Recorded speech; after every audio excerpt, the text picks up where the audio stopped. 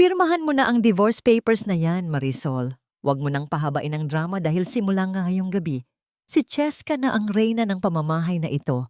At ikaw ay isa na lamang anino na nakaharang sa aming kaligayahan. Ang boses ni Jeric ay malamig pa sa yelong tumatama sa balat. Walang bahid ng pag-aalinlangan at puno ng pagkamuhi na tila ba ang 10 taon nilang pagsasama ay isang basura lamang na kailangang itapon sa labas. Sa mga sandaling iyon, si Marisol ay nakatayo sa gitna ng kanilang dining room. Suot ang isang kupas na apron na may bahid pa ng harina at mantika.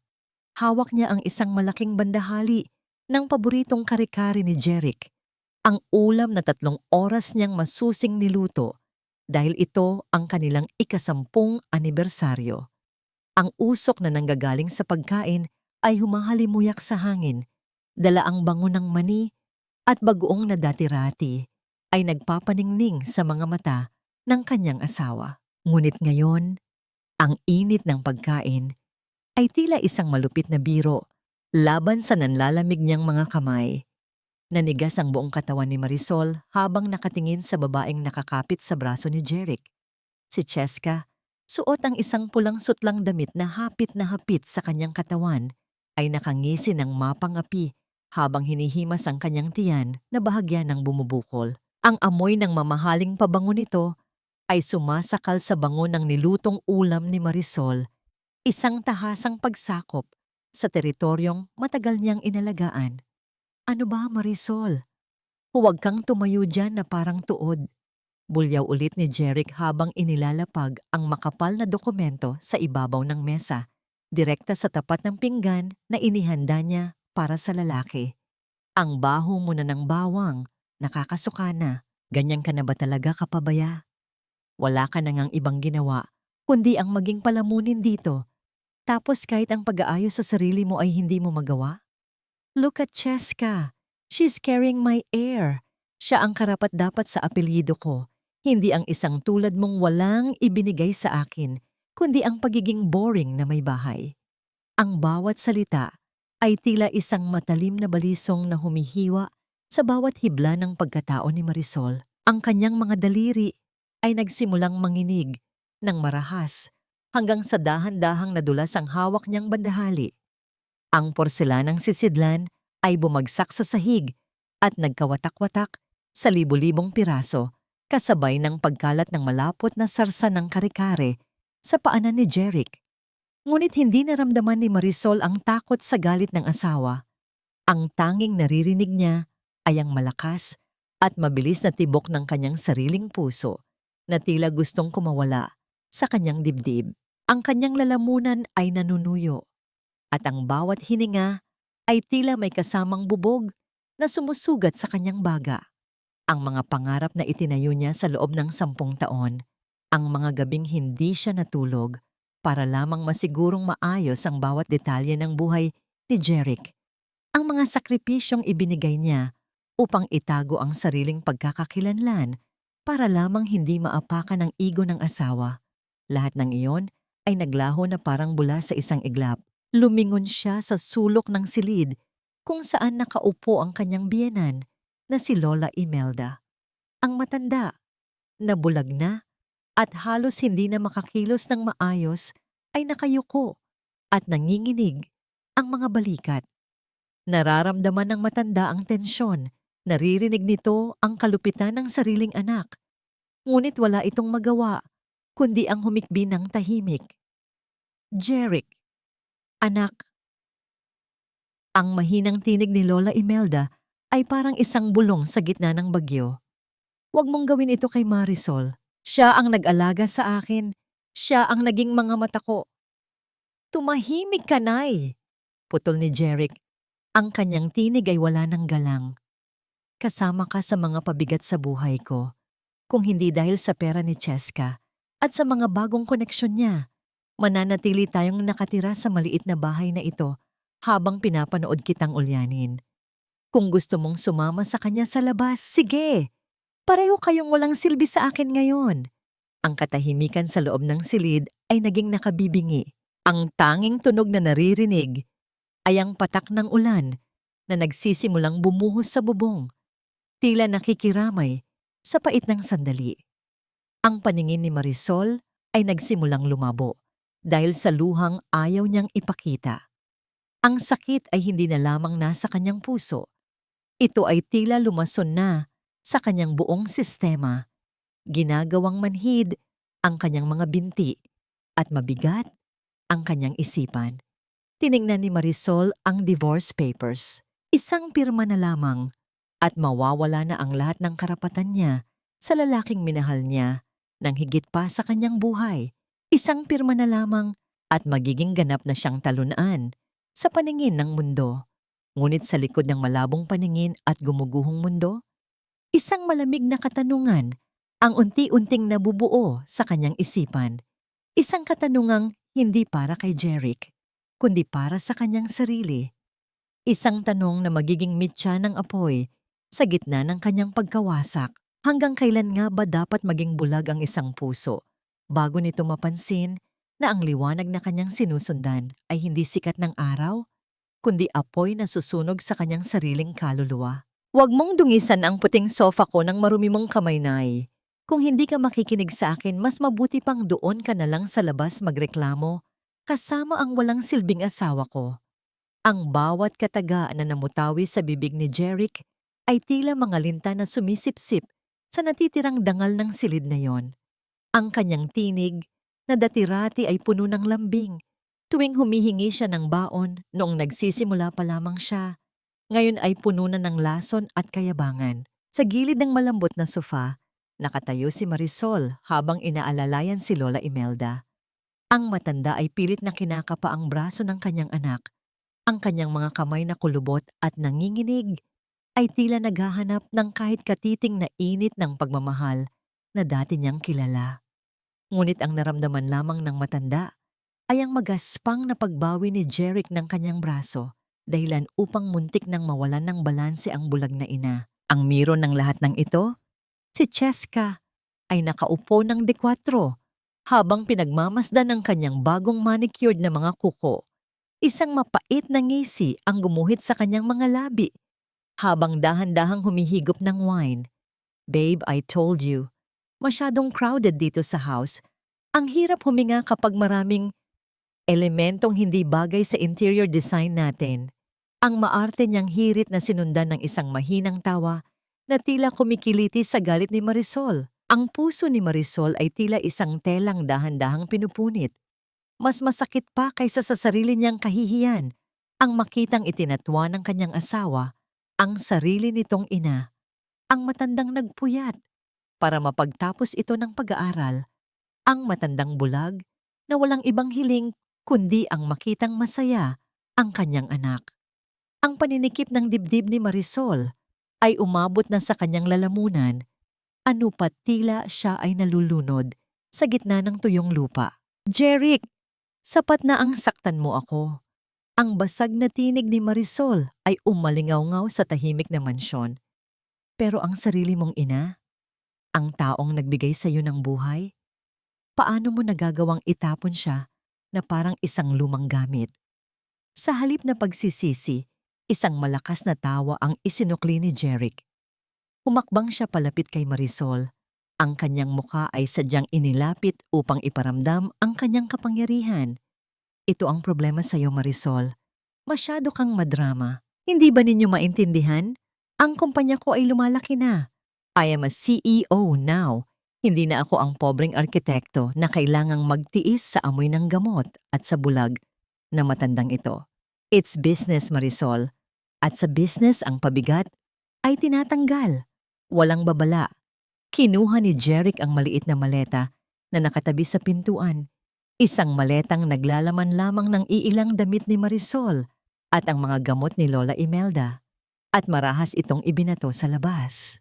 Ang tunog ng pagtama ng maleta sa sementadong driveway ay tila isang hatol ng kamatayan para sa kanilang nakaraan. Ang malakas na buhos ng ulan ay nagsimulang lamunin ang katahimikan ng gabi. Ang bawat patak ng tubig na bumabagsak sa mga dahon at sa bubong ay lumilikha ng isang malungkot na ritmo na tila humahalihaw sa sugatang kaluluwa ni Marisol. Sa kabila ng dilim, hila-hila niya ang kanyang biyenan, palabas ng pintong minsan niyang itinuring na tahanan. Doon, sa gitna ng driveway, sa ilalim ng hagupit ng ulan, naramdaman ni Marisol ang pagkapit ni Lola Imelda sa kanyang palad. Kahit hindi nakikita ng matanda ang paligid, naramdaman ni Marisol ang init ng luha ng biyenan na humahalo sa malamig na tubig ulan. "Anak, patawarin mo ako." Ang pabulong na dalangin ni Lola Imelda habang mahigpit na hinahawakan ang kamay ni Marisol. Sana ay hindi na lang siya naging anak ko. Ngunit tandaan mo, Marisol, kahit wala tayong makita sa dilim, ikaw ang tunay kong dugo. Ikaw ang anak na hindi kailanman naging tapat sa akin, si Jeric. Ang sandaling iyon ay tila isang sagradong panunumpa sa gitna ng unos. Ang bawat hagulhol ni Lola Imelda ay nagpatibay sa isang desisyong matagal nang nakabinbin sa ispa ni Marisol. Ang kanyang mga mata, na dati ay puno ng pagmamakaawa, ngayon ay unti-unting nagliliyab sa isang bagong uri ng determinasyon. Habang naglalakad sila palayo, basang-basa at nanginginig sa lamig, ang ilaw ng mansyon ay unti-unting lumalayo sa kanilang paningin. Sila ay dalawang kaluluwang itinapon sa kawalan. Walang ibang sandigan, kundi ang isa't isa. Ngunit sa gitna ng kawalang pag-asa, isang pares ng matitinding ilaw mula sa isang itim na sasakyan ang biglang tumama sa kanilang direksyon. Ang sasakyan ay dahan-dahang huminto sa kanilang tapat. Ang gulong nito ay humalik sa basang kalsada bago tuluyang huminto. Ang salamin ng bintana ay dahan-dahang bumaba. Inilalantad ang isang mukhang hindi inaasahan ni Marisol na makikita sa ganitong oras ng gabi. Sino ang naghihintay sa kanila sa gitna ng madilim na kalsadang ito? At ang pagdating ba nito ay hudyat ng kaligtasan o ng isa na namang panibagong unos na dapat nilang harapin? Marisol, tama na. Hindi mo na kailangang pasanin ang buong mundo habang nalulunod ka sa sarili mong mga luha. Ang tinig na yon ay hindi nagmula sa isang alaala o sa isang panaginip. Ito ay isang baritono, malalim at puno ng otoridad. Ngunit may himig ng lambing na tila isang mainit na kumot sa gitna ng nagyayelong gabi. Sa gitna ng dilim at ng walang tigil na ulan, isang bagong pares ng mga ilaw ang tumama sa kinalalagyan ni Marisol at Lola Imelda. Isang marangyang sasakyan ang huminto. At mula rito ay bumaba ang isang lalaking may tindig na tila hindi kayang tinalin ng anumang unos. Si Attorney Leandro Valderrama. Hindi gumalaw si Marisol. Ang tubig ulan ay patuloy na umaagos sa kanyang mukha. Humahalo sa alat ng kanyang mga luha. Nakatingin lamang siya kay Leandro na mabilis na lumapit sa kanila. Bit-bit ang isang malaking payong na sapat upang protektahan silang tatlo. Ang bawat hakbang ng lalaki sa basang semento ay tila isang deklarasyon na tapos na ang oras ng pagtatago. Leandro, ang tanging naisambit ni Marisol, ang kanyang boses ay halos isang bulong, paos at pagod. Nandito na ako, Sol. Hindi kita hahayaang mabulok dito sa gilid ng kalsadang itinayo mo para sa mga taong hindi marunong magpasalamat. Ani Leandro, habang inaalalayan ang braso ni Marisol. Ang init ng palad ng lalaki na dumampi sa kanyang nanlalamig na balat ay tila nagbigay ng kuryente sa kanyang nanghihinang sistema. Dahan-dahan silang inakay ni Leandro patungo sa loob ng sasakyan. Ang loob ng kotse ay mabango. Amoy mamahaling leather at sariwang lavender. Isang matinding kaibahan sa amoy ng bawang at pawis na palaging isinusumbat ni Jeric kay Marisol. Nang sumara ang pinto, ang katahimikan sa loob ay tila isang katedral, payapa at ligtas. Inabutan ni Leandro ng isang tuyong tuwalya si Marisol bago siya tumalikod upang asikasuhin si Lola Imelda sa backseat. Ang bawat kilos ni Leandro ay puno ng paggalang, isang bagay na matagal nang ipinagkait ni Jeric sa kanyang sariling ina. Dadalhin ko kayo sa isang lugar kung saan walang makakaabala sa inyo, sabi ni Leandro habang nagsisimulang paandarin ang sasakyan. Ang bawat pag-ikot ng gulong ay tila paglayo sa impyernong binuo ni Jeric. Pagkalipas ng ilang minuto, huminto sila sa isang condominium building sa tapat mismo ng dagat sa Cebu. Hindi ito ang mansyong pinaghirapan ni Marisol, kundi isang penthouse na nakatago sa ilalim ng ibang pangalan, ang kanyang tunay na pangalan. Pagpasok nila sa loob, sinalubong sila ng liwanag ng mga chandelier na tila mga bituin sa gitna ng gabi.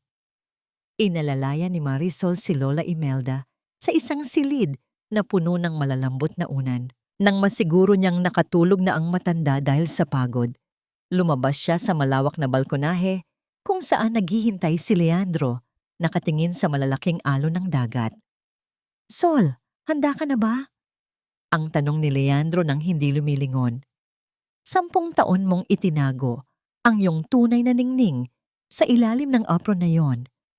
10 taon mong hinayaan ang isang maliit na tao na tapakan ang pangalan ng mga Santiago. Humakbang si Marisol patungo sa gilid ng balkonahe. Ang hangin mula sa dagat ay humahalik sa kanyang mukha. Tinatangay ang huling bakas ng amoy ng kusina. Dahan-dahan niyang kinuha ang kanyang apron na basang-basa pa rin at marahas itong ibinato sa kadiliman ng gabi. Ang telang iyon na naging simbolo ng kanyang pagpapakumbaba ay nilamon ng hangin. Ang akala ni Jeric, kinuha na niya ang lahat sa akin dahil nakuha niya ang lupa sa Cebu. Ani Marisol, ang kanyang tinig ay wala ng panginginig. Ang kanyang mga mata ay nagniningning na tila mga itim na diamante sa ilalim ng buwan. Hindi niya alam na ang lupang iyon ay ang pinakamaliit na bahagi ng aking kaharian. Hinayaan ko silang magnakaw dahil gusto kong makita kung gaano kalalim ang kanilang kasakiman. Dahan-dahang lumapit si Leandro at inilapag ang isang gintong susi sa ibabaw ng railings. Ang lahat ng ebidensya ng kanyang pagnanakaw sa kumpanya ay nasa akin na. Isang salita mo lang at sisimulan na natin ang pagguho ng kanyang mundo. Hinawakan ni Marisol ang gintong susi. Ang lamig ng metal ay tila nagbigay ng huling selyo sa kanyang pagbabago. Tumingin siya sa malayo, sa direksyon kung saan nakatayo ang mansyon ni Jeric. Ang mansyong hindi nito alam na nakatayo sa lupang pag-aari rin ni Marisol. "Huwag muna, Leandro," ang pabulong na wika ni Marisol. May himig ng isang mapait na pananabik. Gusto ko munang lasapin nila ang tagumpay na akala nila ay sa kanila. Gusto kong makita kung paano sila magsasaya sa ibabaw ng mga pira-pirasong alaala na itinapon nila. Ngunit sa likod ng kanyang matatag na pananalita, isang lihim na takot ang nananatili sa kanyang puso. Paano kung ang pagbabalik niya sa kanyang tunay na trono ay nangangahulugan din ng pagkawala ng huling bahagi ng kanyang pagkatao na marunong magmahal ng totoo? Bakit ang dumi-dumi ng sahig? At anong amoy ito? Cheska, akala ko ba ay maayos na ang lahat dito sa bahay? Ang tinig ni Jeric ay umalingaw-ngaw sa malawak na sala ng mansyon, ngunit wala na itong awtoridad na katulad ng dati. Sa halip na sagutin siya ng isang masunuring asawa na may dalang tsa, ang hinarap niya ay ang iritableng mukha ni Cheska na nakasuot ng silk robe habang pilit na pinapaypayan ang sarili gamit ang kanyang mga kamay. Ang mansyong dati ay kumikinang sa ilalim ng pag-aalaga ni Marisol ay tila nawala ng sigla sa loob lamang ng ilang araw. Ang mga paso ng halaman sa gilid ay tuyo na. Ang alikabok sa ibabaw ng piano ay makapal na at ang hangin ay hindi na amoy sariwang bulaklak kundi amoy ng mga hindi nahugasang pinggan mula sa kusina. "Don't yell at me, Jeric. Hindi ako katulong," ang pabalang na sagot ni Cheska habang padabog na inilalagay ang kanyang baso ng juice sa mamahaling mesa na nag-iwan ng isang basang bilog sa kahoy. "Sabi mo ay CEO ka na. Pero bakit tinanggal mo ang mga cleaners? I can't live like this. Ang lagkit ng sahig at masakit na ang likod ko sa pag-akyat panaog." Huminga ng malalim si Jeric pilit na pinipigilan ng kanyang galit. Ang totoo ay nagigipit siya. Ang perang akala niya ay madali niyang makukuha mula sa mga account ni Marisol ay tila nakakandado at ang mga pondo ng kumpanya ay unti-unting nauubos dahil sa mga luho ni Cheska at sa mga hiling ni Rico. Cheska, kailangan nating magtipid ng kaunti para sa malaking investment ni Rico. Paliwanag ni Jeric, ngunit may himig ng paghahambing sa kanyang boses na hindi niya sinasadyang mailabas. Si Marisol, kahit kailan hindi siya humingi ng katulong, siya ang gumagawa ng lahat ng hindi nagrereklamo. Malinis ang bahay, masarap ang pagkain, at palaging maayos ang lahat.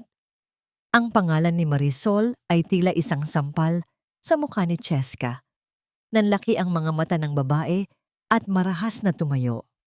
E di balikan mo ang manang na yon. Kung gusto mo nang alipin, habulin mo siya sa ulan.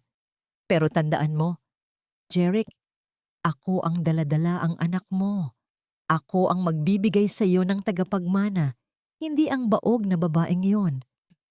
Sa sulok ng kusina, dahan-dahang naglalakad si Yaya Belen, ang matandang nanilbihan sa pamilya ni Marisol, simula noong bata pa ito.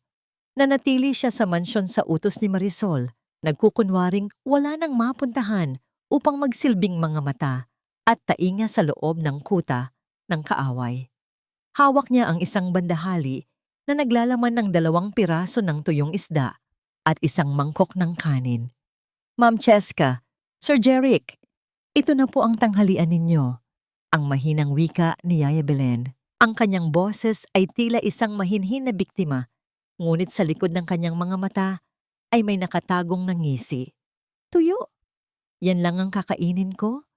Ang sigaw ni Cheska, halos maiyak sa inis. Bakit tuyo ang ulam? Pasensya na po, ma'am. Sagot ni Yaya Belen habang dahan-dahang inilalapag ang pagkain. Sabi po kasi ni Sir Jeric ay kailangang maghigpit ng sinturon. Ito lang po ang kasya sa budget na ibinigay niya sa akin kaninang umaga. Tumingin si Jeric sa tuyo, pagkatapos ay kay Cheska. Ang katahimikan ay naging mabigat. Puno ng tensyon at pagsisisi na hindi nila maamin sa isa't isa. Habang nagtatalo ang dalawa sa mahinang boses, dahan-dahang umatras si Yaya Belen patungo sa silid na dati ay kwarto ni Marisol. Nang masiguro niyang walang nakatingin, mabilis niyang hinalughog ang mga basura sa ilalim ng mesa ni Cheska. Doon, nakakita siya ng isang gusot na papel, isang resibo mula sa isang maternity clinic. Nang basahin niya ang petsa ng huling check-up, kumunot ang kanyang noo. Ayon sa resibo, ang sanggol ay nasa 5 buwan na, ngunit 3 buwan pa lamang ang nakalilipas mula nang magkakilala sina Jeric at Cheska. Diyos ko! Ang pabulong na sambit ni Yaya Belen. Mabilis niyang inilabas ang kanyang cellphone upang kunan ng larawan ang ebidensya. Ngunit bago pa niya maipindot ang kamera, ang pinto ng silid ay marahas na bumukas. Si Rico ay nakatayo doon. Ang kanyang mukha ay madilim at puno ng suspisya. Ang amoy ng alak at sigarilyo ay bumabalot sa kanya. At ang kanyang mga mata ay nakatuon sa cellphone na hawak ng matanda. Anong ginagawa mo rito, matandang tsismosa? Ang banta ni Rico habang dahan-dahang humahakbang palapit. Sabi ko na nga ba, hindi ka lang basta katulong dito. Sino ang kausap mo sa teleponong yan? Ang tibok ng puso ni Yaya Belen ay tila isang tambol na mabilis na pumapalag sa kanyang dibdib. Ang pawis ay nagsimulang mamuo sa kanyang noo habang pilit niyang itinatago ang resibo sa likod ng kanyang palad. Alam niyang kung mahuhuli siya ngayon, mawawalan ng saysay ang lahat ng sakripisyo ni Marisol. Wala po, Sir Rico. Tinitingnan ko lang po ang oras, ang nanginginig na sagot ng matanda. Ibigay mo sa akin ang phone na yan. Ngayon din. Ang sigaw ni Rico, sabay hablot sa braso ni Yaya Belen sa pag-agaw ng lalaki. Nahulog ang cellphone sa sahig at kasabay nito ay nalaglag din ang gusot na resibo na naglalaman ng lihim na kayang sumira sa buong plano ni na Jeric at Cheska. Dahan-dahang yumuko si Rico upang pulutin ang papel, habang si Yaya Belen ay napasandal sa pader Batid na ang bawat segundong lumilipas ay maaaring maging huling pagkakataon niya upang makatakas. Ibigay mo sa akin ang papel na yan, matanda. Huwag mo akong subukan. Ang boses ni Rico ay puno ng bangis, ngunit bago pa man dumapo ang kanyang mga daliri sa nalaglag na resibo, isang mabilis na pag-iisip ang nanaig kay Yaya Belen. Sa kabila ng panghihina ng kanyang mga tuhod, sinadya niyang itumba ang isang florera ng bulaklak na nasa gilid ng mesa. Ang tunog ng pagkabasag ng seramika sa sahig ay tila isang pagsabog sa gitna ng katahimikan, at ang tubig na nanggaling dito ay mabilis na kumalat. Binabasa ang sapatos ni Rico at ang papel na kanyang inaabot. Sa gitna ng pagkagulat ni Rico, mabilis na dinampot ni Yaya Belen ang basang resibo at ang kanyang cellphone. Hindi na niya inintindi ang sakit ng kanyang balakang nang mabilis siyang tumakbo palabas ng silid, dumaan sa pintuan ng kusina at tuloy-tuloy na lumabas sa gate ng mansyon na tila ba hinahabol ng mismong kamatayan. Pagkalipas ng isang oras, sa isang maliit at tahimik na karinderya sa kanto ng isang liblib na kalsada, nakaupo si Marisol at Attorney Leandro. Ang amoy ng kumukulong sinigang at ang ingay ng mga electric fan sa paligid ay nagbibigay ng isang pakiramdam ng pagiging totoo, malayo sa mapagpanggap na mundo ng mga mansyon. Nang dumating si Yaya Belen, hingal na hingal at basang-basa ang laylayan ng damit, agad siyang inalalayan ni Leandro. Inabot ng matanda ang kanyang cellphone at ang tila basahan ng resibo kay Marisol. Ma'am Sol, patawarin niyo po ako kung natagalan. Ang paos na wika ni Yaya Belen habang umiinom ng tubig na iniabot ni Leandro. Ngunit kailangan niyo itong malaman. Si Rico at si Cheska, hindi sila magkakilala lamang. Narinig ko po silang nag-aaway sa loob. Sila ay dating nagsama bilang mag-asawa bago pa mapunta si Cheska kay Sir Jeric. Ang mundo ni Marisol ay tila huminto sa pag-ikot. Ang pirasong karne na hawak niya ay dahan-dahang nalaglag pabalik sa kanyang plato. Tiningnan niya ang larawan sa cellphone ni Yaya Belen, isang lumang litrato na nakita ng matanda sa gamit ni Rico, kung saan magkayakap ang kanyang kapatid at ang babaeng umagaw sa kanyang asawa.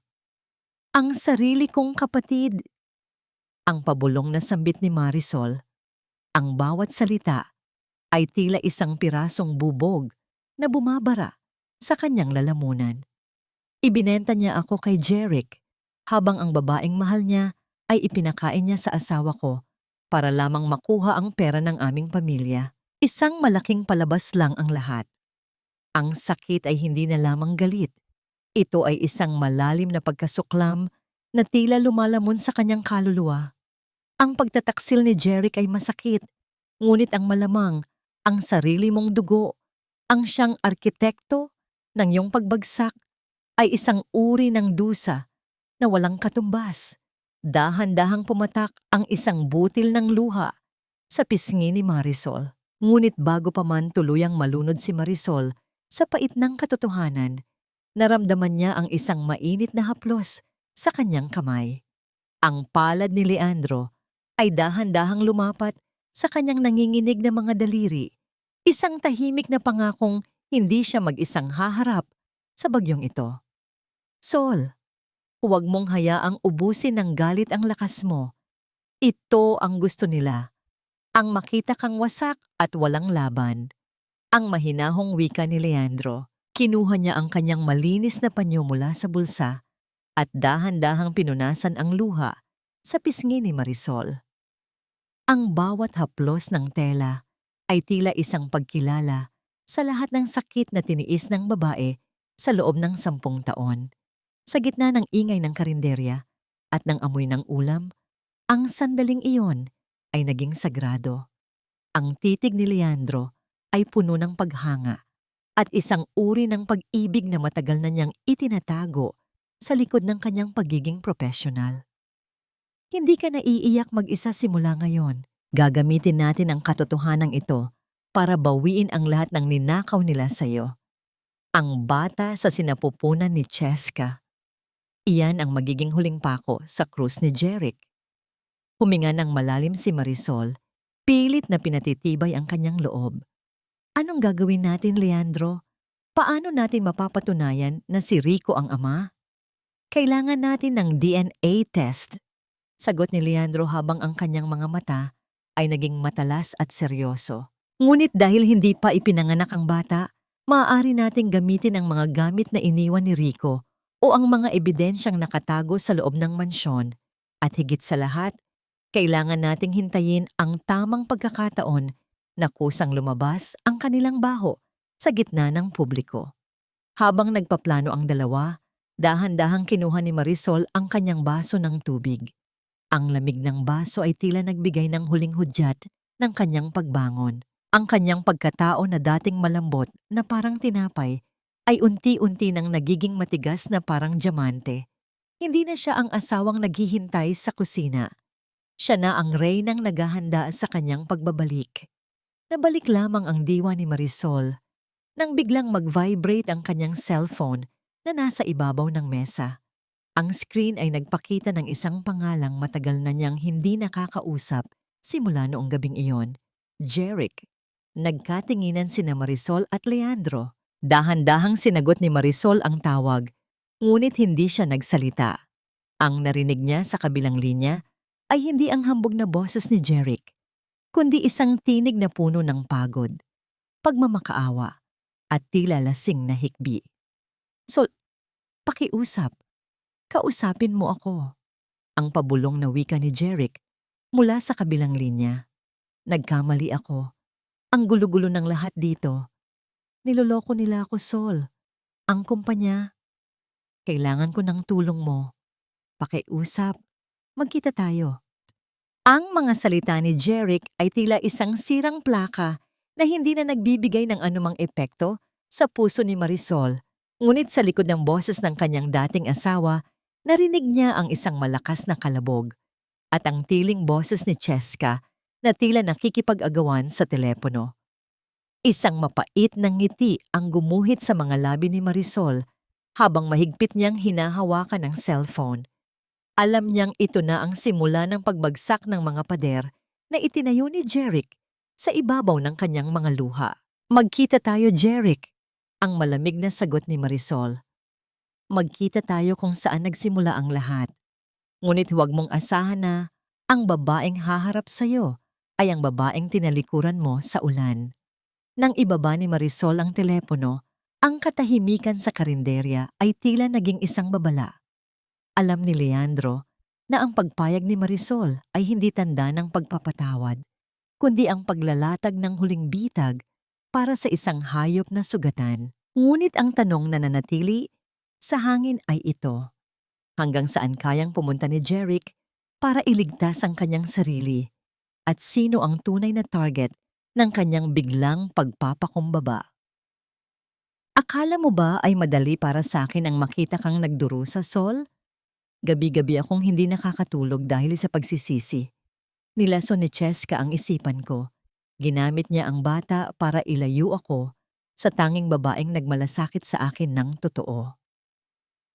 Ang boses ni Jeric ay tila isang malamyos na harana, punong-puno ng tamis at lungkot na sadyang idinisenyo upang tunawin ang anumang pader ng galit. Nakaupo sila sa isang sulok ng tahimik na coffee shop kung saan ang amoy ng bagong giling na kape at ang banayad na tugtog ng piano sa paligid ay nagbibigay ng ilusyon ng kapayapaan. Ngunit para kay Marisol, ang bawat salitang lumalabas sa bibig ng kanyang dating asawa ay tila isang maruming agos na sumusubok na muling pasukin ang kanyang malinis na mundo. Tiningnan ni Marisol ang mukha ni Jeric. Ang lalaki ay mukhang hapo, may maiitim na bilog sa ilalim ng mga mata, at ang kanyang buhok na dati ay palaging maayos ay bahagyang magulo. Sa isang sandali, naramdaman ni Marisol ang isang pamilyar na kurot sa kanyang puso. Ang instinct ng isang asawa na mag-alaga at magpatawad. Ngunit nang itaas ni Jeric ang kanyang kamay upang punasan ang sariling luha, isang kinang ang tumama sa mga mata ni Marisol. Sa ilalim ng manggas ng mamahaling polo ni Jeric, sumilip ang isang gintong relo, isang Rolex, na alam ni Marisol na nagkakahalaga ng milyon-milyon. Ang relong iyon ang naging malupit na paalala sa kanya. Si Jeric ay humihingi ng tulong habang suot ang simbolo ng kanyang karangyaan, habang siya at si Lola Imelda ay itinapon nito sa ulan nang walang kahit isang kusing.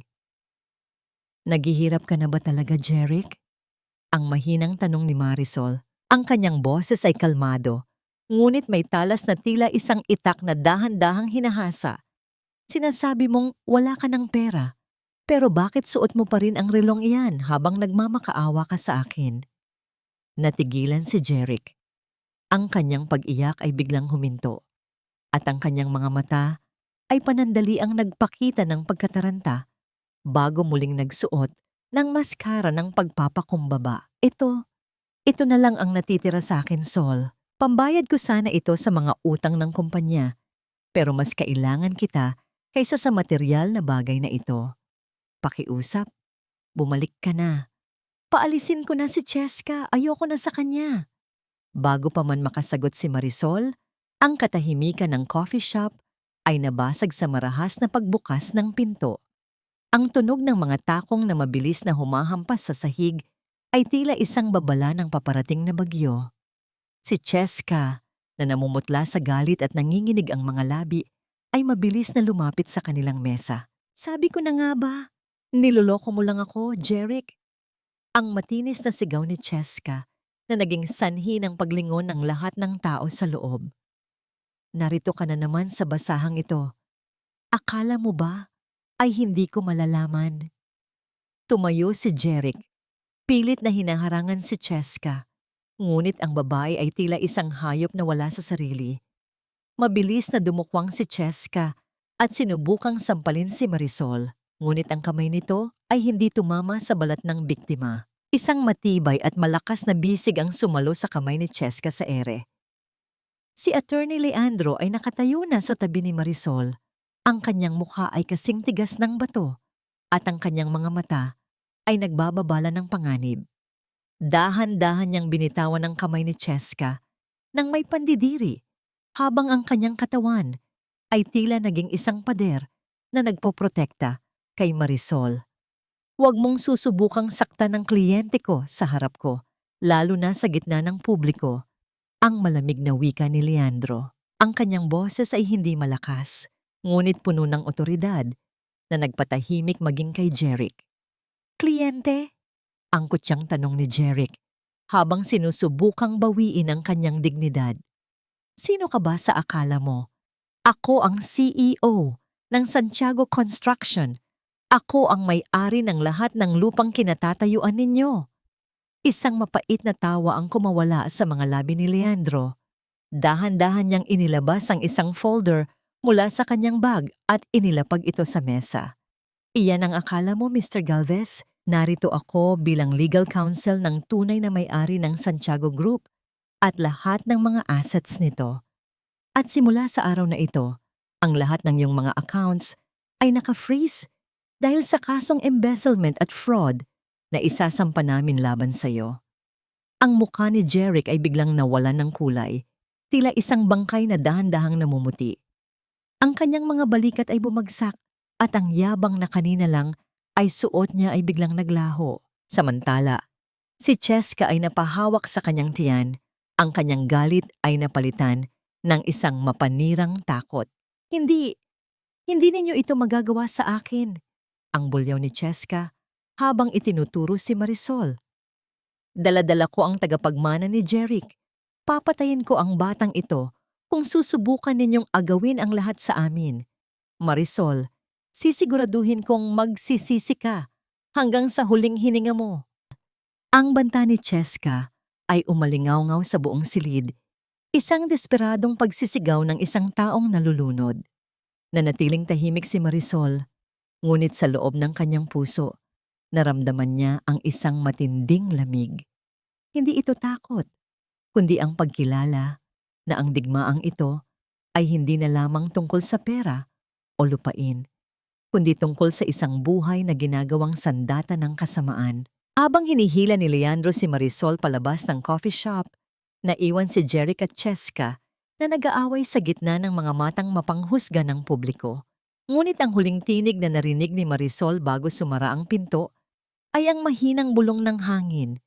Isang babala na ang isang sugatang ahas ay mas lalong nagiging mapanganib bago ito tuluyang malagutan ng hininga. Ang diamante ay nabubuo sa ilalim ng matinding pressure at sa gabing ito, panahon na para ipakita mo sa kanila kung gaano kakakinang Sol. Ang boses ni Leandro ay banayad, halos isang bulong, habang nakatayo siya sa likuran ni Marisol sa loob ng malawak na suite ng penthouse. Ang tanging maririnig sa silid ay ang mahinang pag-ugong ng aircon at ang tibok ng puso ni Marisol na tila isang tambol na naghahanda sa isang malaking digmaan. Nakaharap si Marisol sa malaking salamin. Ang babaeng nakatingin sa kanya ay tila isang estranghero.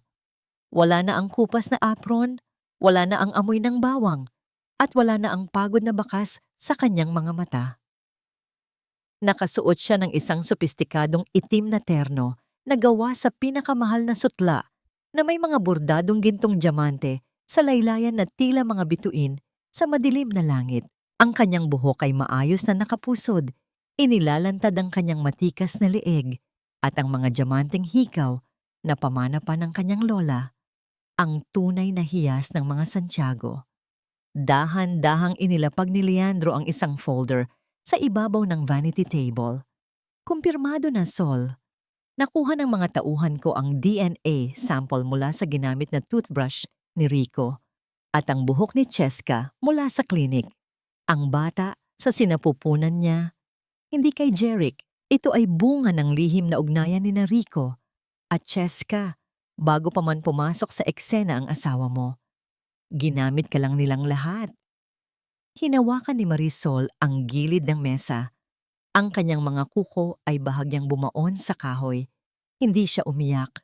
Tuyong-tuyo na ang kanyang mga mata mula sa mga gabing inubos niya sa ulan.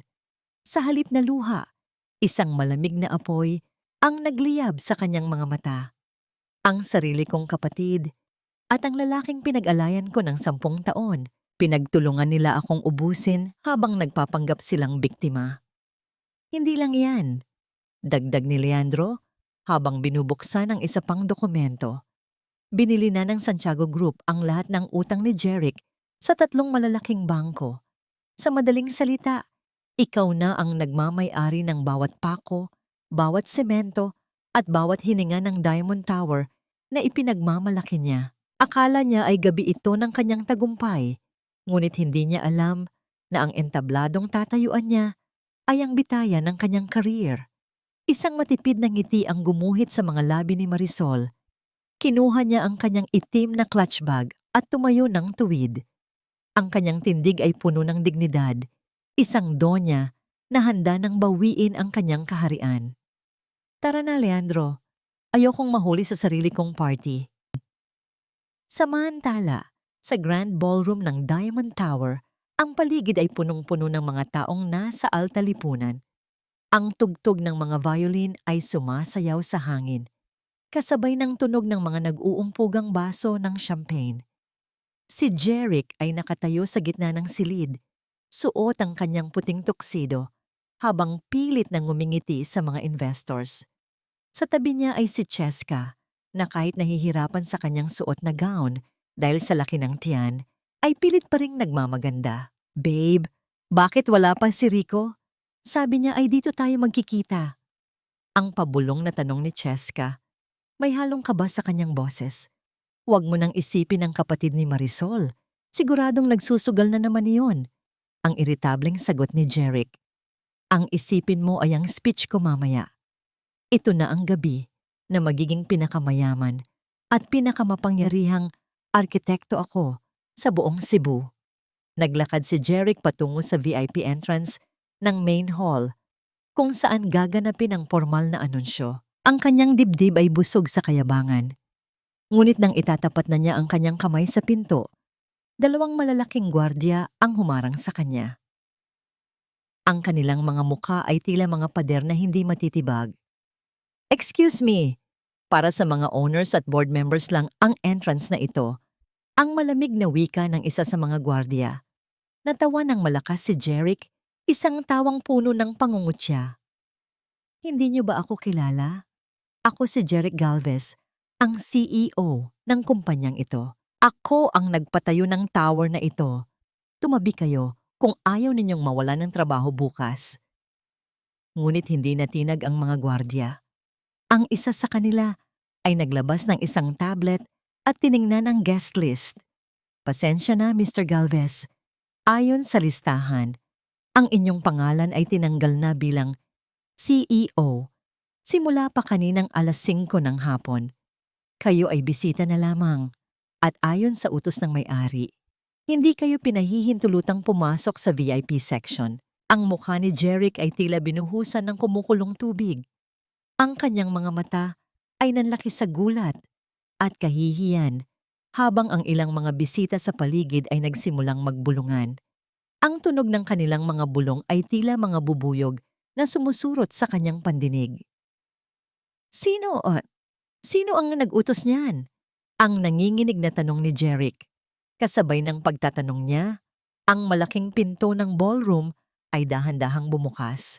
Ang lahat ng ilaw ay tila natuon sa isang direksyon. Mula sa labas, pumasok ang isang babaeng tila naglalakad sa ibabaw ng mga ulap. Ang bawat hakbang ng kanyang takong sa marmol na sahig ay tila isang hatol ng kamatayan para sa ego ni Jeric. Ang lahat ay napahinto. Ang lahat ay napatahimik. Si Marisol Santiago ay nakatayo sa harap ni Jeric. Ang kanyang ganda ay nakakasilaw at ang kanyang presensya ay tila isang bagyong hindi kayang pigilan ng sinuman. Ako, Jeric. Ang malamig at malinaw na sagot ni Marisol. Ako ang nag-utos niyan. Dahil sa gabing ito, tapos na ang oras ng pagpapanggap. Tapos na ang oras ng iyong panunungkuluan sa kahariang hindi mo naman kailanman pag-aari. Ang katahimikan sa ballroom ay naging nakabibingi habang si Jeric ay nakatayo doon, mukhang pulubi sa harap ng reynang minsan niyang tinapon sa putikan. Ngunit sa likod ng tagumpay ni Marisol, isang mapanganib na anino ang dahan-dahang gumagalaw sa dilim ng ballroom. Isang taong wala na ring mawawala at handang sumira sa lahat. Ma'am Marisol, ikaw ba talaga yan? Ang boses ni Jeric ay tila isang basag na baso, nanginginig at puno ng pag-aalinlangan. Ang kanyang mga mata ay hindi makapaniwala sa nakikita. Ang babaeng binalot niya ng pangungutya at itinapon sa kawalan ay nakatayo ngayon sa kanyang harapan na tila isang diyosa ng katarungan. Ang kinang ng mga diamante sa leeg ni Marisol ay tila mga sulo na sumusunog sa natitirang kapalaluan ni Jeric. Hindi siya sinagot ni Marisol sa pamamagitan ng salita. Sa halip, isang matalim at malamig na tingin lamang ang ibinigay niya bago siya dahan-dahang naglakad patungo sa gitna ng entablado. Ang bawat hakbang ng kanyang mga takong sa makinis na sahig ay lumilikha ng isang mabigat na ritmo na tila orasan ng huling paghuhukom. Ang mga bisita na kanina lang ay abala sa tawanan, ngayon ay tila mga estatwang nakatuon ang pansin sa bawat galaw ng babaeng nakaitim. Magandang gabi sa inyong lahat. Ang simula ni Marisol nang hawakan niya ang mikropono. Ang kanyang boses ay malinaw, buo, at puno ng otoridad na yumanig sa buong ballroom. Narito kayo upang saksihin ang paglulunsad ng Diamond Tower, isang proyektong akala ng marami ay bunga ng pagsisikap ng isang lalaki. Ngunit narito ako upang ipakita sa inyo ang katotohanang nakatago sa likod ng mga pader na ito. Isang senyas ang ibinigay ni Marisol kay Leandro na nasa gilid. Biglang nagbago ang malaking screen sa likuran. Nawala ang mga blueprint ng tower at napalitan ito ng mga dokumentong may selyo ng gobyerno at ng pamilya Santiago. Ipinakita sa screen ang kasunduan bago ang kasal, ang prenuptial agreement, na nagsasaad na ang lahat ng puhunan at pag-aari ni Jeric Galvez ay nagmula sa hiwalay na kayamanan ni Marisol Santiago. Ang Diamond Tower ay hindi pag-aari ni Jeric Galvez. Pagpapatuloy ni Marisol habang ang mga bulong ng mga bisita ay nagsisimulang lumakas, tila isang papalapit na bagyo. Siya ay isang empleyado lamang na binigyan ko ng pagkakataong mamuno, ngunit mas pinili niyang magnakaw at magtaksil. Sinungaling ka! Ang sigaw ni Jeric habang sinusubukang umakyat sa entablado, ngunit mabilis siyang hinarang ng mga tauhan ni Leandro. Ang kanyang muka ay pulang-pula sa galit at kahihiyan. Akin ang kumpanyang ito. Ako ang nagtrabaho para rito habang nagluluto ka lang sa bahay. Sa gitna ng kaguluhan, humakbang pasulong si Cheska. Hawak ang kanyang tiyan at umiiyak ng malakas upang makuha ang simpatsya ng mga tao. Marisol, maawa ka na naman. Huwag mong gawin ito sa amin. Paano na ang anak namin ni Jeric? Paano na ang tagapagmana ng kumpanyang ito? Isang mapait na tawa ang kumawala sa mga labi ni Marisol. Ang screen sa likuran ay muling nagbago. Sa pagkakataong ito, lumabas ang isang medical report na may malalaking letra, DNA Paternity Test Results. Ang lahat ay napasinghap nang makita ang resulta, 0% probability na si Jeric ang ama. Kasunod nito ay ang mga larawan ni Cheska at Rico, ang kapatid ni Marisol, na magkayakap sa isang tagong lugar, mga larawang kinuha ni Yaya Belen. Iyan ba ang tagapagmanang sinasabi mo, Cheska? Ang tanong ni Marisol. Ang boses ay puno ng pait. Ang anak ng sarili kong kapatid, na balak ninyong ipasa bilang anak ng asawa ko para lamang makuha ang aking yaman. Ang katahimikan sa ballroom ay naging kasing bigat ng tingga. Si Jeric ay napaluhod sa sahig. Ang kanyang mga mata ay nakatuon sa screen, tila unti-unting namamatay ang kanyang kaluluwa sa bawat segundong lumilipas. Ang mga investors na kanina ay nakikipagkamay sa kanya ay dahan-dahang umatras, tila ayaw madungisan ng kanyang kahihiyan. Dahan-dahang bumaba si Marisol mula sa entablado at lumapit sa nakaluhod na si Jeric. Inilabas niya ang isang asul na folder mula sa kanyang bag, ang divorce papers na matagal nang naghihintay ng kanyang pirma. Inilapag niya ito sa tapat ng mukha ni Jeric. Pirmahan mo ito, Jeric. Ang pabulong na wika ni Marisol na sapat lamang upang marinig ng lalaki. Happy 10th anniversary. Binibigyan kita ng kalayaan. Ang kalayaang bumalik sa putik kung saan kita pinulot. Sa isang iglap, ang hapis sa mukha ni Jeric ay napalitan ng isang nakakatakot na dilim. Ang kanyang pagkatao ay tuluyan ng sumabog sa tindi ng kahihiyan. Walang babala, mabilis siyang tumayo at dinampot ang isang matalim na kutsilyo pang cake mula sa malapit na mesa. Ang kinang ng bakal ay sumasalamin sa ilaw ng mga chandelier habang mabilis siyang sumugod kay Marisol. Kung hindi ka magiging akin, walang makikinabang sa'yo. Ang bulyaw ni Jeric, ang kanyang mga mata, ay wala na sa katinuan. Ang tilian ng mga kababaihan ay umalingaw-ngaw sa buong ballroom habang ang mga tao ay nagkakagulo upang makalayo. Si Marisol ay nanatiling nakatayo, tila nakahanda na sa anumang darating, habang ang matalim na dulo ng kutsilyo ay papalapit na sa kanyang dibdib. Ang tunog ng mabilis na paggaspas ng hangin ay sinundan ng isang marahas na pagbangga ng dalawang katawan. Hindi umabot ang matalim na dulo ng kutsilyo sa dibdib ni Marisol dahil sa isang kisap mata, ang matibay na pangangatawan ni Leandro ay naging isang pader na humarang sa pagitan ng panganib at ng babaeng kanyang pinoprotektahan. Naramdaman ni Leandro ang hapdi sa kanyang braso habang ang talim ay gumuhit sa kanyang balat. Ngunit hindi siya dumaing. Sa halip, gamit ang kanyang natitirang lakas, mabilis niyang naitulak palayo si Jeric habang ang mga gwardya ay mabilis na damba sa nagwawalang lalaki. Ang puting tuxedo ni Jeric ay nadumihan na ng sarsa at alikabok habang pilit siyang idinidikit sa malamig na sahig ng ballroom. Ang kanyang mga sigaw ng pagmumura ay tila mga tahol ng isang hayop na nasusukol. "Leandro, nagdurugo ka!" Ang nanginginig na wika ni Marisol habang mabilis na hinahawakan ang braso ng abogado. Ang kulay pula ay dahan-dahang kumakalat Sa asul na tela ng suit ni Leandro, isang mainit na paalala ng sakripisyong handa nitong ibigay. Huwag kang mag-alala, Sol. Gasgas lang ito kumpara sa sugat na ibinigay nila sa puso mo. Ang mahinang sagot ni Leandro.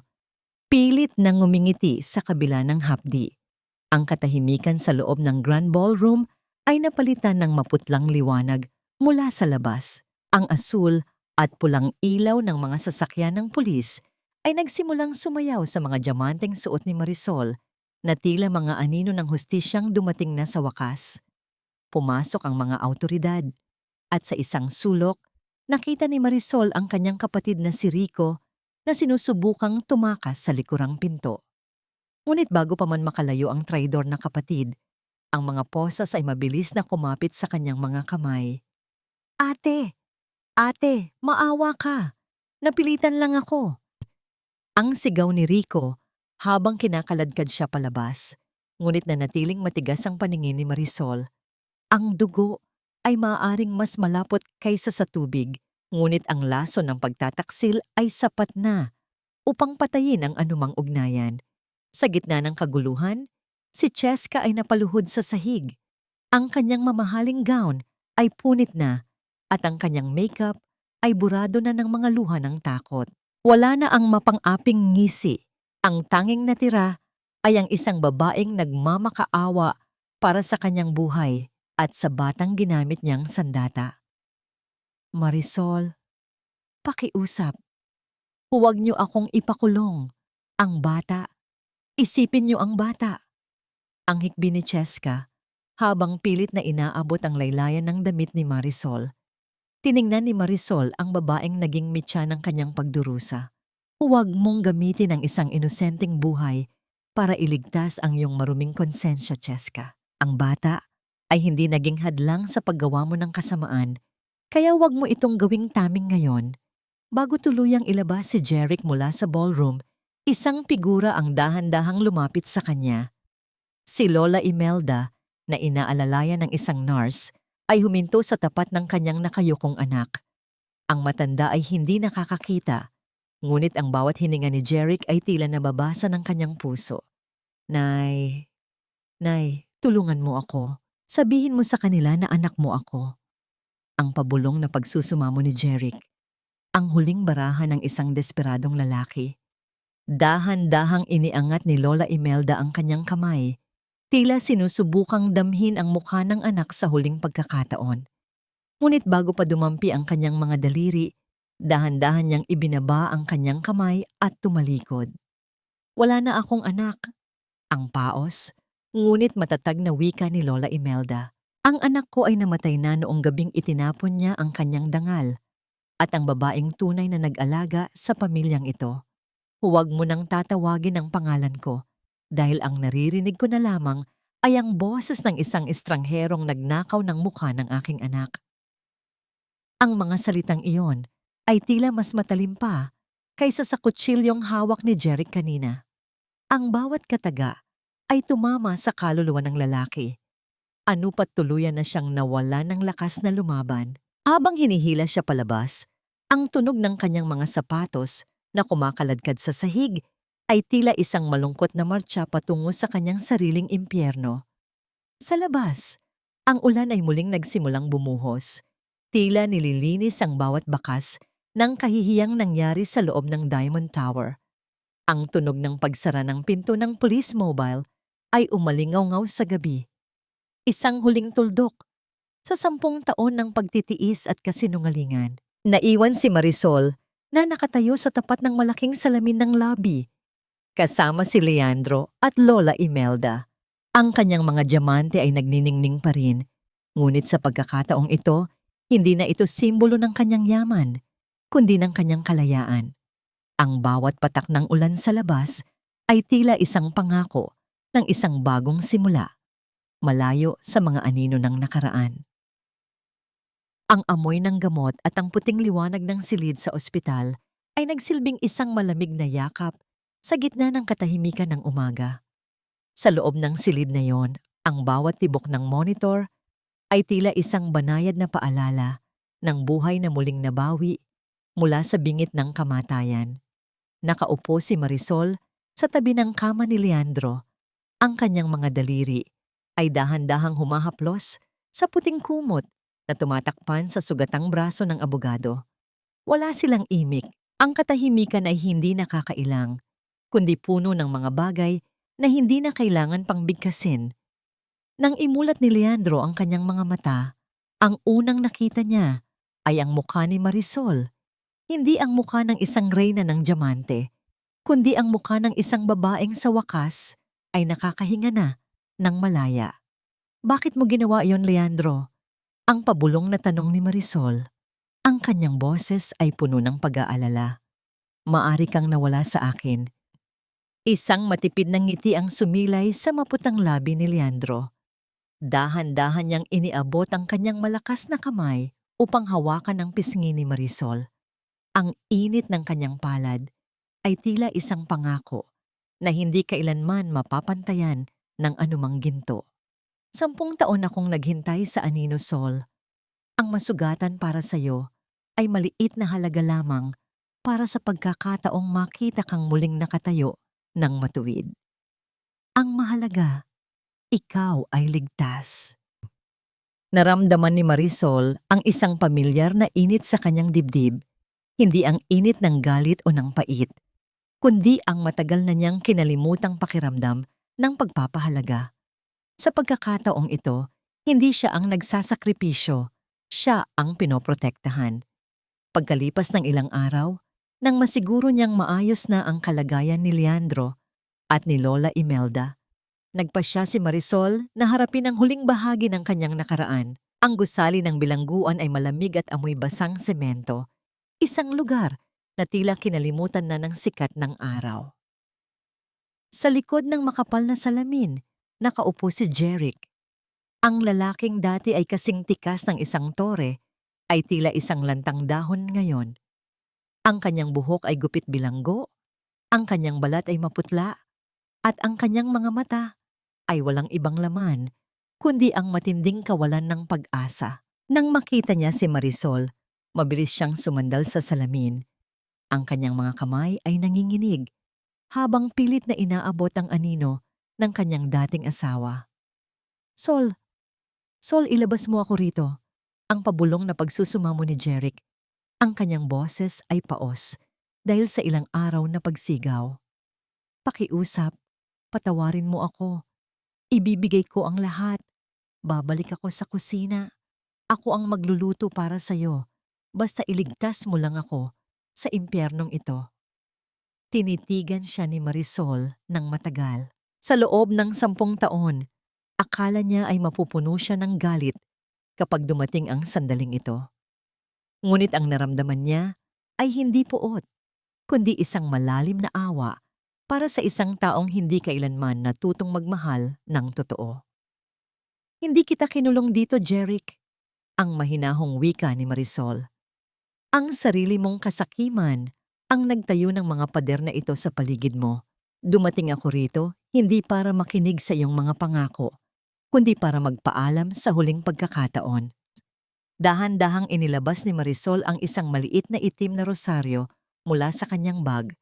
Ang rosaryong ibinigay sa kanya ni Lola Imelda nung gabing itinapon sila sa ulan. Inilapag niya ito sa maliit na tray sa ilalim ng salamin. "Iyan na lamang ang kaya kong ibigay sa iyo," ani Marisol habang tumatayo.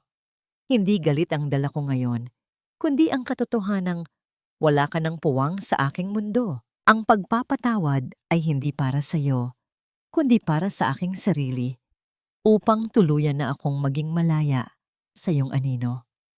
Tinalikuran ni Marisol ang umiiyak na si Jeric nang hindi na lumingon pa. Ang bawat hakbang niya palabas ng bilangguan ay tila pagtatanggal ng isang mabigat na tanikala sa kanyang mga paa.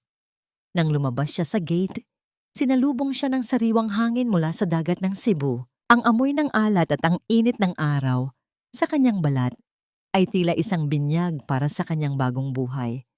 Sa malayo, nakita niya si Leandro na naghihintay sa tabi ng sasakyan, nakatayo ng matuwid sa kabila ng benda sa kanyang braso. Ang sikat ng araw ay tumatama sa mukha ng lalaki na tila isang hudyat ng pag-asa. Alam ni Marisol na ang mga pilat sa kanyang puso ay mananatili. Ngunit sa pagkakataong ito, ang mga pilat na yon ay hindi na tanda ng sakit, kundi mga marka ng isang diamanteng dumaan sa apoy at lumabas na mas matatag kaysa noon. Isang bagong kumatok sa pinto ng kanyang bagong bahay ng hapong iyon. Isang kinatawan mula sa isang organisasyon para sa mga kababaihan. Sa gabing iyon, habang nakatingin sa malawak na dagat, alam ni Marisol na ang kanyang misyon ay hindi pa natatapos. Ang kanyang kaharian ay hindi na lamang binubuo ng mga diamante at lupain, kundi ng mga pusong kailangan ding hilumin. Isang taon ang mabilis na lumipas, tila mga alon sa dalampasigan ng Cebu na dahan-dahang binubura ang mga bakas ng mapapait na alaala sa buhangin. Sa ilalim ng nagbabagang sikat ng araw, nakatayo si Marisol sa harap ng isang bagong gusali, ang sentro ng ang bagong simula. Hindi ito isang tore ng karangyaan, kundi isang tahanan para sa mga kababaihang nakaranas ng pait ng pagtataksil at pang-aabuso. Ang bawat sulok ng gusaling ito ay amoy sariwang pintura at pag-asa. Habang pinapanood ni Marisol ang mga kababaihang nag-aaral ng bagong kabuhayan, naramdaman niya ang isang uri ng kapayapaan na hindi kayang ibigay ng anumang diamante. Ang kanyang kaharian ay hindi na binubuo ng mga pader ng mansyon, kundi ng mga pusong dahan-dahang muling nabubuo. Sa isang malayong probinsya, ang buhay ni na Jerry Catrico ay nananatiling nakapiit sa likod ng mga rehas, kung saan ang tanging kasama nila ay ang anino ng kanilang sariling mga maling desisyon. Samantala, si Cheska ay bumalik sa kanyang pinagmulan, nagtitinda ng mga gulay sa isang maliit na palengke upang buhayin ang kanyang anak. Lingid sa kaalaman ni Cheska, ang gatas at mga pangangailangan ng kanyang sanggol ay buwan-buwang dumarating mula sa isang hindi kilalang foundation. Ang lihim na pagpapatawad ni Marisol para sa isang inosenteng buhay.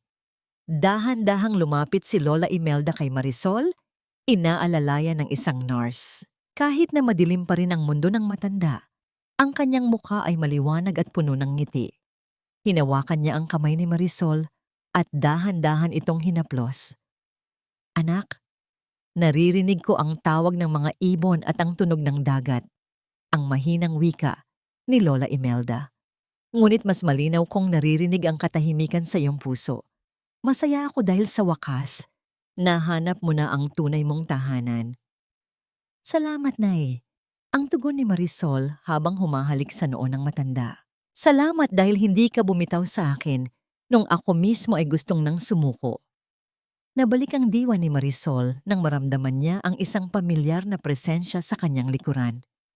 Si Leandro ay nakatayo doon, hindi na suot ang kanyang formal na suit ng abogado, kundi isang simpleng puting polo na dahan-dahang hinahampas ng hangin. Ang kanyang braso ay wala na ring benda, ngunit ang maliit na pilat doon ay nananatiling simbolo ng kanyang katapatan. "Handa ka na ba, Sol?" ang tanong ni Leandro. Ang kanyang mga mata ay nagniningning sa ilalim ng papalubog na araw. Naghihintay na ang bangka. "Gusto kong makita mo ang paglubog ng araw mula sa gitna ng dagat." Ngumiti si Marisol at dahan-dahang inabot ang kamay ni Leandro. Ang kanilang mga daliri ay nagtagpo, hindi bilang isang transaksyon, kundi bilang dalawang kaluluwang handang maglakbay nang magkasama sa isang bagong yugto. Wala silang dalang mga gintong pangako, kundi ang katotohanan ng bawat sandali. Habang naglalakad sila patungo sa dalampasigan, ang tunog ng tubig na humahalik sa buhangin ay tila isang musikang nagtatapos sa isang mahabang gabi. Napagtanto ni Marisol na ang kapatawaran ay hindi nangangahulugang pagbabalik sa dati, kundi ang pagpili na huwag nang bitbitin ang bigat ng galit upang magkaroon ng puwang ang bagong pag-ibig. Nahanap na ba ni Marisol ang kapayapaan? Oo, dahil hindi na niya kailangang magtago sa likod ng isang apron.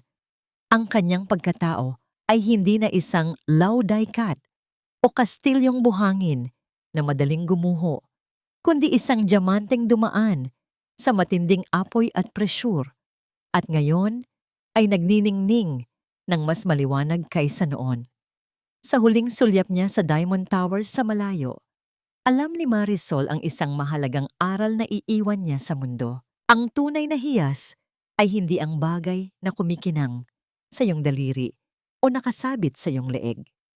Ang tunay na hiyas ay ang tibay ng iyong kaluluwa at ang kamay na handang humawak sa iyo sa gitna ng pinakamalakas na bagyo. Ang sikat ng araw ay tuluyan nang naglaho sa abot-tanaw, ngunit sa puso ni Marisol, ang liwanag ay nagsisimula pa lamang at sa bawat bagong umaga na darating, ang liwanag na ito ang magsisilbing gabay sa kanyang landas, patungo sa isang buhay na puno ng tunay na kapayapaan at pagmamahal. Sa lahat ng ating mga kaibigan na sumabay, sa bawat patak ng luha, sa bawat buntong hininga, at sa bawat muling pagbangon ni Marisol, mula sa kaibuturan ng aking puso, maraming salamat sa inyong pakikinig hanggang sa huling sandali. Hindi naging madali ang bawat salitang inukit sa kwentong ito. May mga gabing nanginginig ang aking mga daliri, habang isinusulat ang mga tagpong tila walang katapusan ng dilim, lalo na noong sandaling itinapon si Marisol sa ulan kasama ang kanyang biyenan. Sa mga sandaling iyon, pakiramdam ko ay kasama ninyo akong nakatayo sa gitna ng unos, dinaramdam ang bawat hapdi ng pagtataksil na tila ba sarili nating kwento ang ating binabasa. Ang kwento ng Lauday Cat sa Cebu ay hindi lamang basta bunga ng aking imahinasyon. Ito ay hango sa mga bulong ng katotohanan na madalas nating makita sa paligid. Sa mga kababaihang nagtatago ng kanilang ningning, sa likod ng mga gawaing bahay, sa mga inang tinitiis ang lahat para sa pamilya, at sa mga pusong sa kabila ng pagkadurog ay pinipiling manatiling mabuti. Ang pagpapatawad na ipinakita ni Marisol ay hindi tanda ng kahinaan, kundi isang mitya ng liwanag na nagbibigay daan sa ating sariling paglaya. Gaya ng isang maliit na buto sa ilalim ng malamig na lupa, kailangan nating dumaan sa dilim upang makasumpong ng lakas at muling mamulaklak sa tamang panahon. Sana ay naging inspirasyon sa inyo ang katatagan ni Marisol. Ngunit bago tayo tuluyang magpaalam sa huling pahinang ito, nais kong mag-iwan ng isang tanong na maaari ninyong pag-isipan sa inyong pag-iisa. Kung ikaw ang nasa kalagayan ni Marisol, kaya mo rin bang ibigay ang huling sulyap ng pagpapakumbaba sa taong kumuha ng lahat sa iyo? O sapat na ba ang katahimikan upang sabihing ikaw ay malaya na? Nais kong marinig ang inyong mga saloobin at kwento. Kung ang paglalakbay na ito ay humaplos sa inyong mga puso, pakiusap na iwanan ang inyong mga komento sa ibaba at ibahagi ang inyong mga karanasan, ang inyong mga like, pag-share ng video na ito, at pag-subscribe sa ating channel ay nagsisilbing lakas para sa amin upang patuloy na makalikha ng mga kwentong may kaluluwa at nagbibigay ng pag-asa. Muli, maraming salamat sa inyong tiwala at pakikinig. Hanggang sa muli nating pagkikita sa susunod na kabanata ng ating mga buhay. Naway manatiling matatag at nagniningning ang inyong mga puso, gaya ng isang diamanteng dumaan sa apoy. Paalam sa ngayon at pagpalain tayong lahat ng may kapal.